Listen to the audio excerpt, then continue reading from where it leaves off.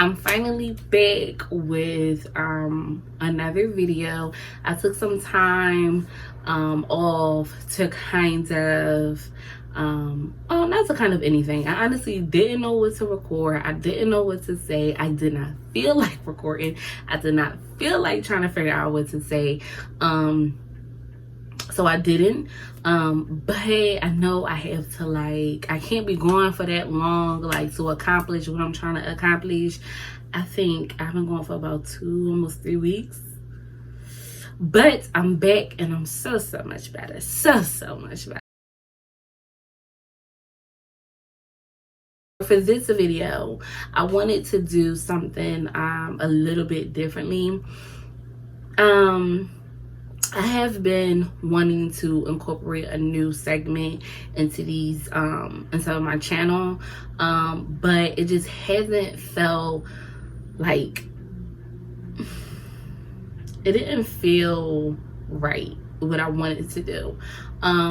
So and I kind of wanted to get a little bit more creative and that kind of thing. So with a lot of research and a lot of playing around, I figured out how to incorporate something new and be creative. So in this video, I'm going to be talking about something that I think is super important with anybody that is going through a hard time, specifically grief, because this channel was built on that, and that is self-care. Okay, self-care, okay? It is super important. We want to talk about what is self-care, and what that can look like, and what that looks like for me. Now I wanted to talk about self-care because when DJ first passed, I did not give zero F's about myself and about how I looked or anything like that. That week, my hair was like in like some sort of like braids or something, or dreads. I forget what it looked like. But it was a hot mess. And I just like let it be. Like I put it like in a ponytail, whatever. Like it was a hot mess. And then I finally did take my braids out. And I was walking around with, like, you know how like your hair look like when you first take braids out, like, and it's like crinkly and a mess and dirty. Like that's how my hair looked. And I walked around the street like that, okay? Which I never do. I always have my hair somewhat good, and if I can't get it good or presentable, I have like a hair wrap or something on, like. But I didn't care about that. My nails, I literally just got them done about a week ago, so I did not have my nails or my feet done. I mean, when DJ passed, I needed it done. So I think I had on old nails, and like my feet was terrible for like over 3, maybe 4 months. No, about 3 months, because he's been going for 2 months. So about 3 months. Okay. My eyebrows atrocious. Just a hot mess. Like I didn't like actually like wash my body. Like I washed, but I washed like I did like cat baths or bird baths or whatever it's called. Like, like just basically, hurry up, wash and go, but like actually taking time to wash my body and like really relax and that kind of thing, no, I didn't do it. So I think that getting to the step in my life where I'm like, ready to take pride back into myself, I think one, that is very important. And then 2, I think that shows that it just shows some sort of growth in your healing process. Because a lot of times, death especially, it brings out the worst in people, and you see it physically. Like they just look like they're falling apart. They literally look like they're going through hell. You know what I'm saying? So when you get to the point where you're able to, and it seems like, oh, just getting your nails done, it seems like, How is that a part of self-care? Okay, well, let somebody die and let's see how long it's going to take you to get your nails done. Okay.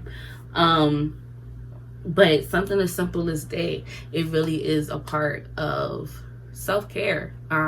Taking the time out to sit in a pedicure chair and just let them work on your feet, massage your feet, that's all a part of self-care. Like, getting, the braids in your head to put them on your wig, that's all a part of self-care. Taking that time for yourself, self-care. So I wanted to use this time and use this video to really kind of discuss it and relate it back to me, obviously, and grief. After going through a major shift, feeling like yourself again could take some time. By doing more of what makes you vibrate higher daily, you powerfully support the process. I think this is an amazing quote. It's by Layla Delia. I don't know if I'm pronouncing that right, but I'm gonna put her Instagram so you guys can take a look at her Instagram and stuff like that. She's like super big. I think she's like a poet or something like that, and I love poetry. I'm reading it off of my iPad, okay, off of my handy dandy iPad. So after going through a major shift, the major shift was my boyfriend passing.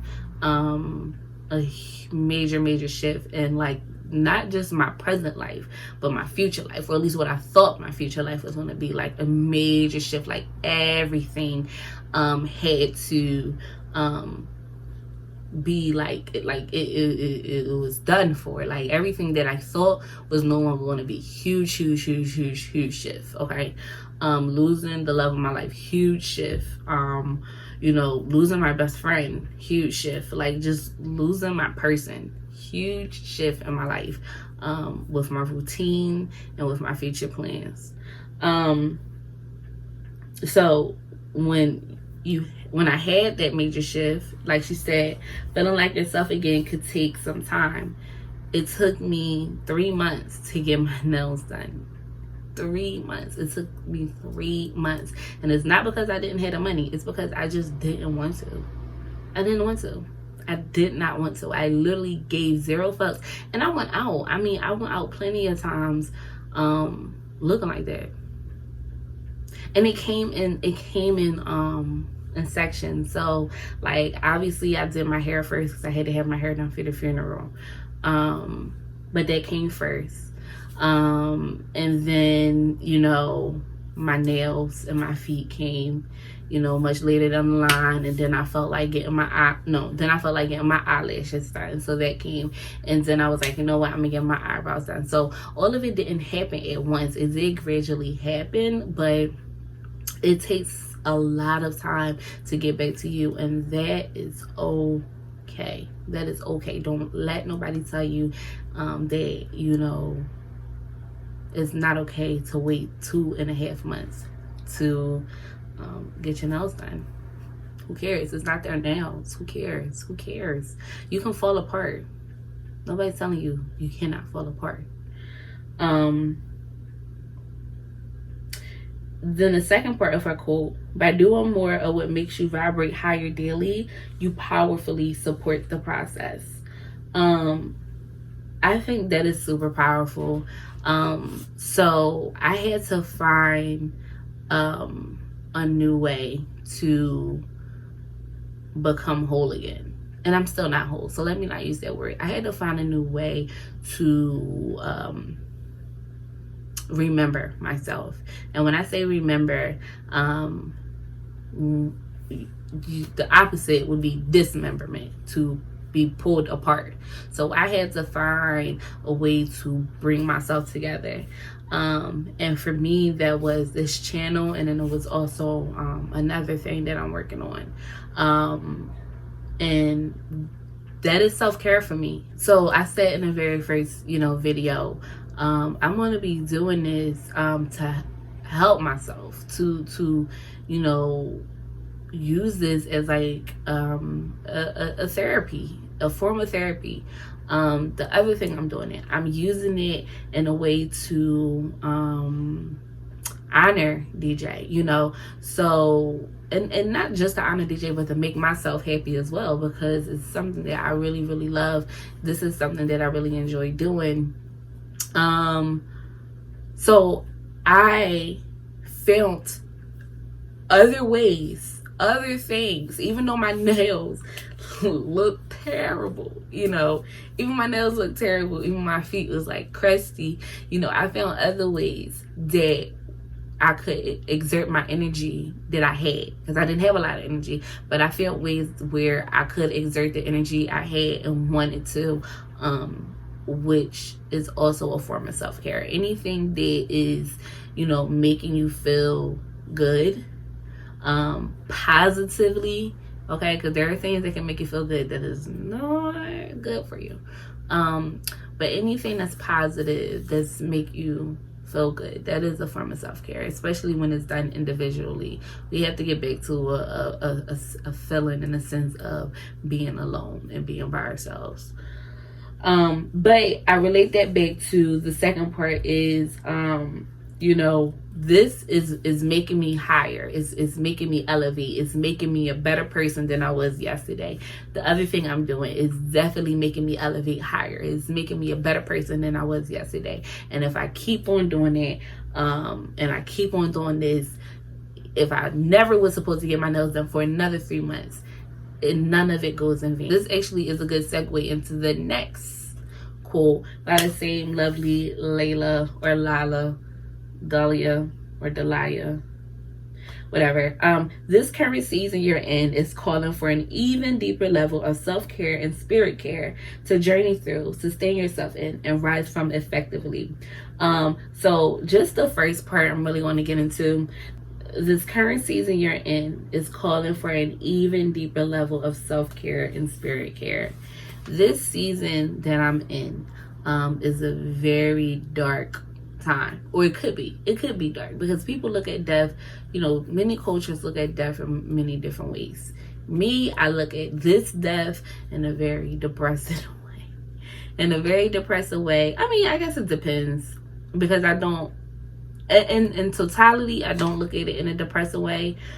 I do look at it like his mission here was completed. But it's a hurt piece. It's a really big hurt piece.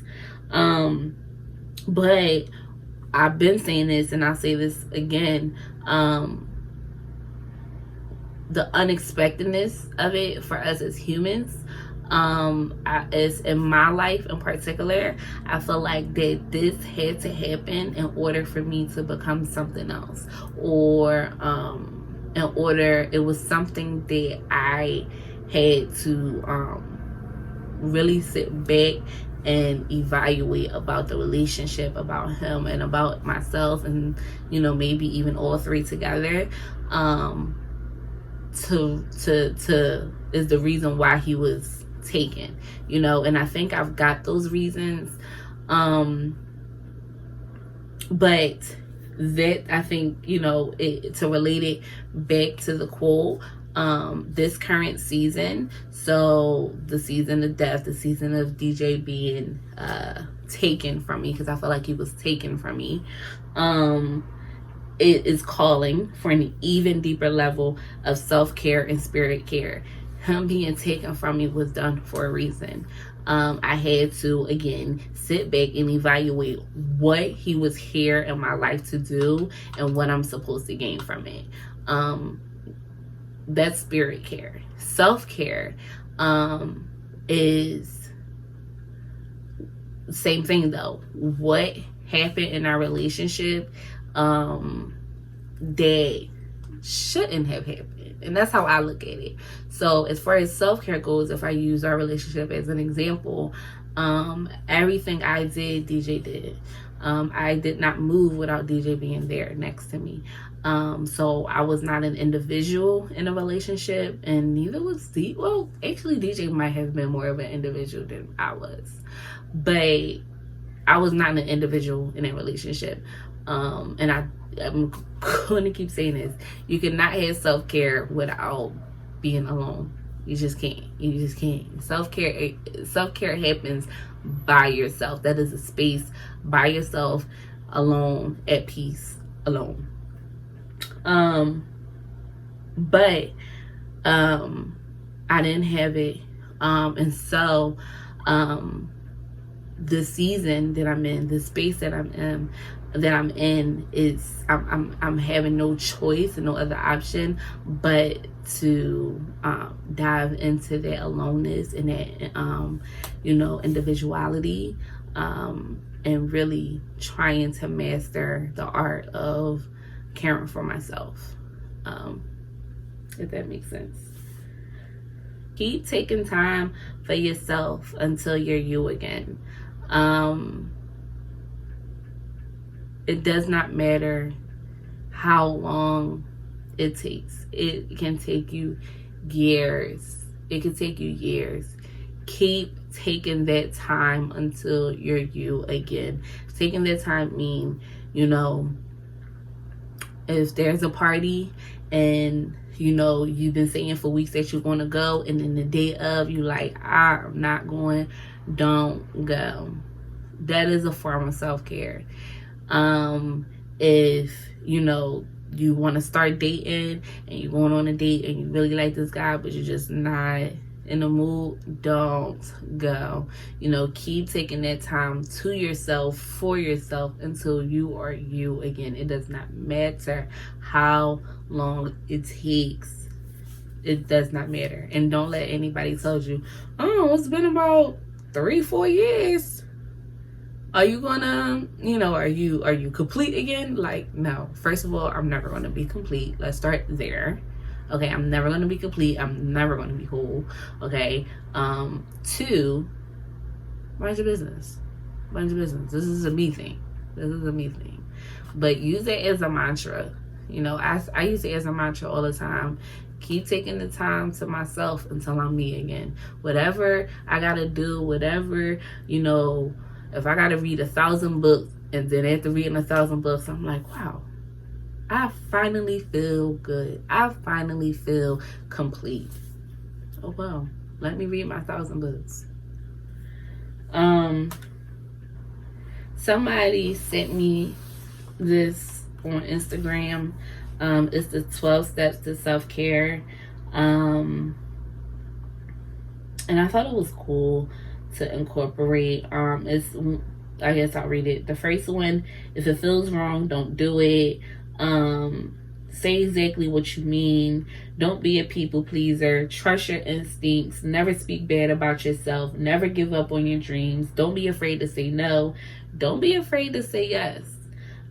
Be kind to yourself. Let go of what you can't control. Stay away from drama and negativity. Love.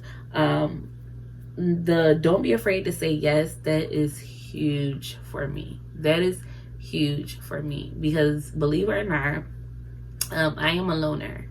And going places with people, even my friends, like going places like out, it freaks me out. And like I am the person where I'll be like, of course, yeah, I'm gonna go and be ready. I'll get a whole outfit, and then the day of, I'm like, I think I'm sick. Like, I think I'm gonna be sick. Like, I'm not going. Like, oh, my teeth hurt. Oh, I got a headache. Oh, this happened. Oh, that happened. Oh, my car got stolen.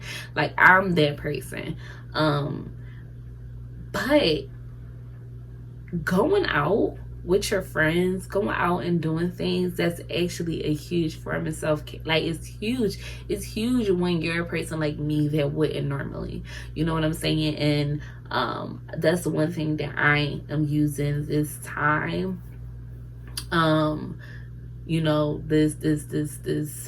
this journey to do, is to say yes more and to actually go through with it. It's been hard. It's been difficult. It's an inner challenge that I have with myself that, a lot of people wouldn't even know I have that challenge.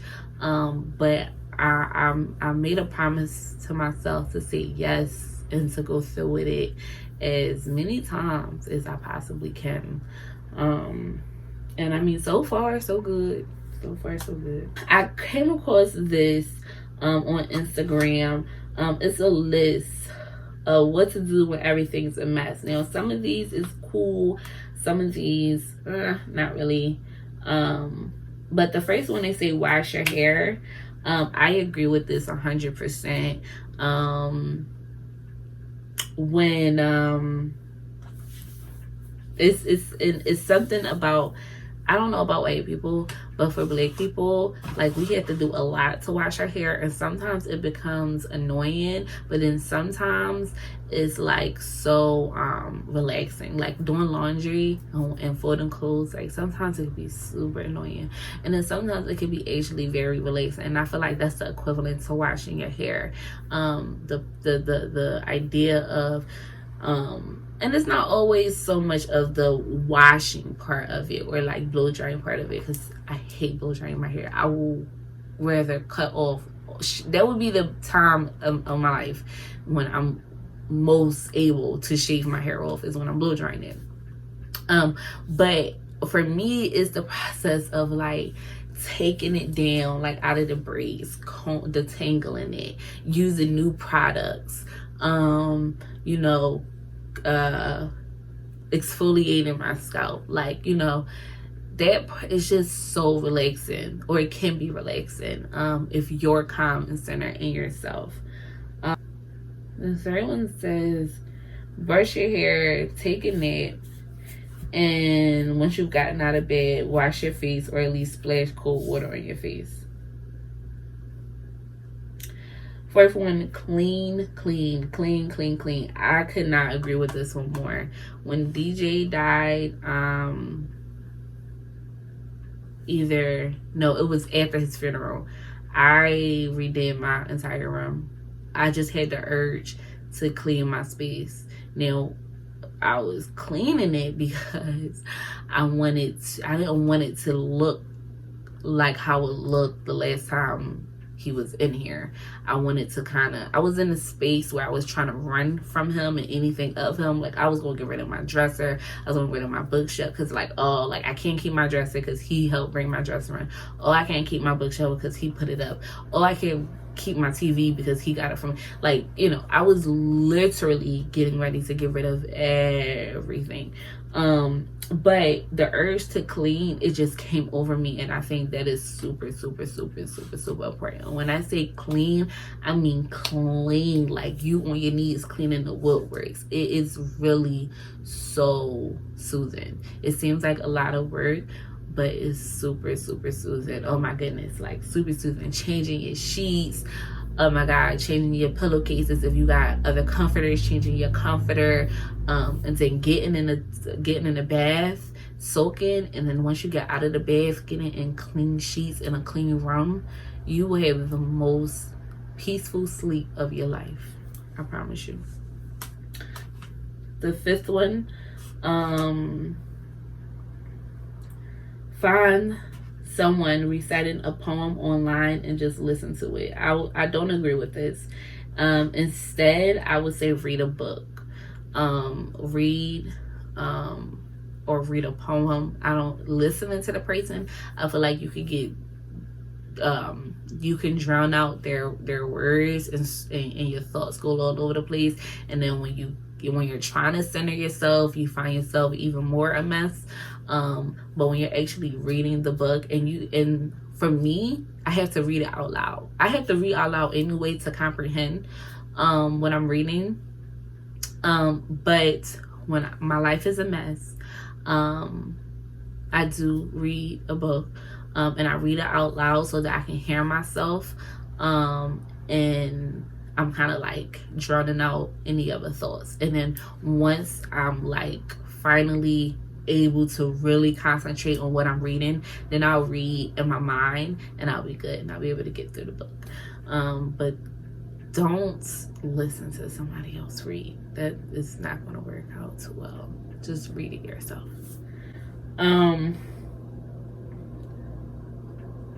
They say don't listen to music. Instead, listen to a podcast. I kind of agree and kind of don't. Music is a universal language. Music is a healer.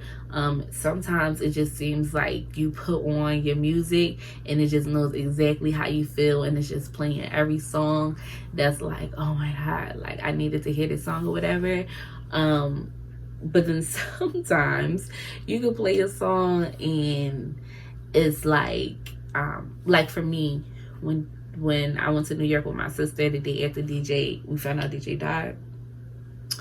I was listening to Mary J. Blige, I'm Going Down, Deborah Cox, How Did You Get Here? It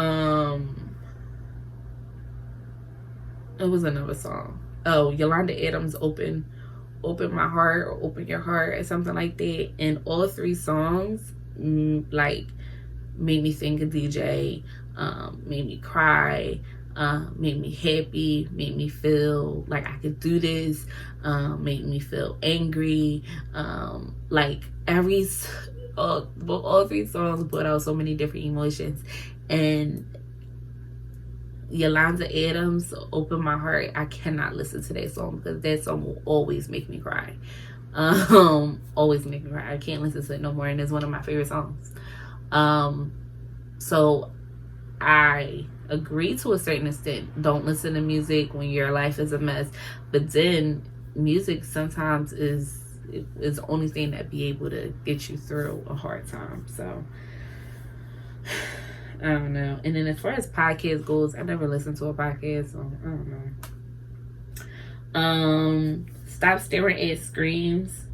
Just physically sit outside for a bit. You don't need to go for a jog or do a general workout. Just sit. I agree with this.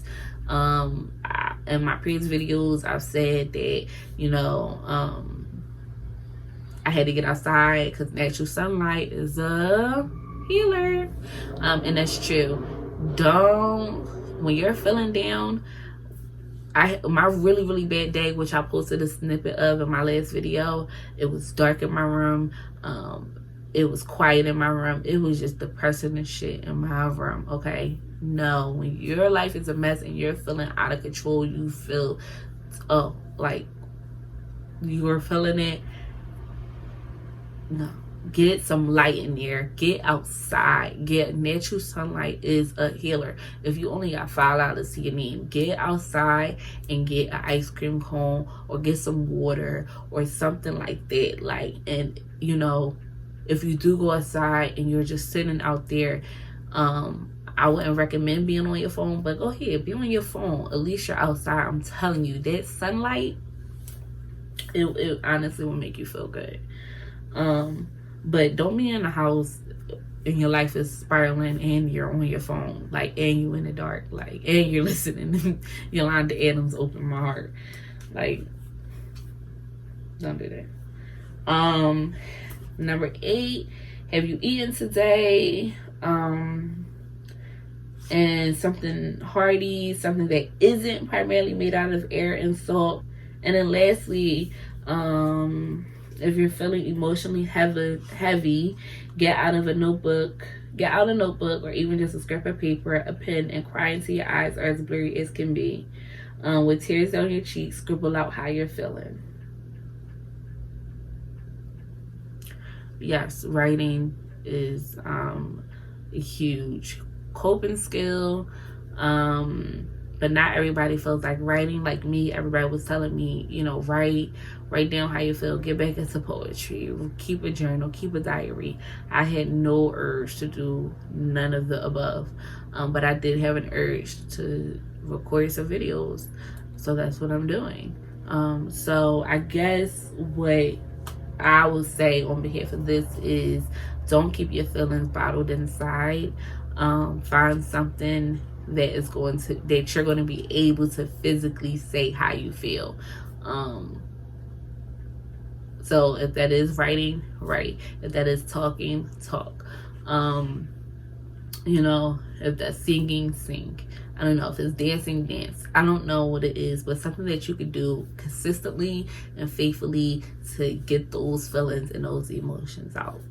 That's the last thing, is just to really reiterate that self-care is important. Self-care is not just your physical appearance. self-care, to go back to, you know, the 12 steps to self-care.